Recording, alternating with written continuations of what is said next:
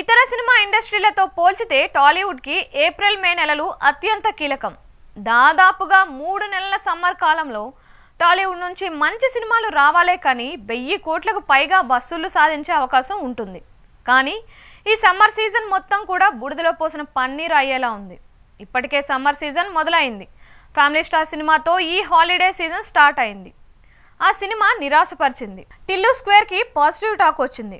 అయితే పూర్తి స్థాయి ఫ్యామిలీ మూవీ మాత్రం ఈ సమ్మర్లో ఇప్పటి వరకు ప్రేక్షకుల ముందుకు రాలేదు. వచ్చే నెలలో ఏపీలో అసెంబ్లీ ఎన్నికలతో పాటు దేశవ్యాప్తంగా పార్లమెంట్ ఎన్నికలు జరగబోతున్నాయి. కనుక పెద్ద సినిమాలు ఏపీలో కూడా వచ్చే నెలలో విడుదల అయ్యే పరిస్థితి లేదు. కల్కి వస్తుందనే ప్రకటన వచ్చినప్పటికీ వాయిదా వేయడం కన్ఫర్మ్ అయింది. గత నెలలో ఈ నెలలో అయినా మంచి సినిమాలు వచ్చి ఉంటే సమ్మర్ హాలిడేస్కి ఖచ్చితంగా భారీ వసూళ్లు నమోదు అయ్యేవి. వచ్చే నెలలో చిన్న సినిమాలు విడుదల కాబోతున్నాయి. వాటిల్లో కూడా ఏ ఒక్కటి మినిమం బజ్ను క్రియేట్ చేసే మూవీ లేవు. గత 2-3 సంవత్సరాల్లో ఇలాంటి పరిస్థితి ఎప్పుడూ లేదు. మీడియం రేంజ్ హిట్ సినిమాలు అయినా వచ్చేవి. కానీ ఈసారి మాత్రం సమ్మర్ దాదాపుగా మొత్తం వృధా అవుతుంది.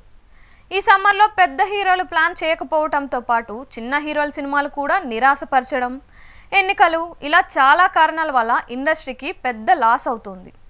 ఈ సమ్మర్ ఇతర ఇండస్ట్రీల విషయాన్ని వదిలేస్తే టాలీవుడ్కి మాత్రం ఖచ్చితంగా తక్కువలో తక్కువ దాదాపుగా 1000 కోట్ల లాస్ అని బాక్సాఫీస్ వర్గాల వారు విశ్లేషిస్తున్నారు.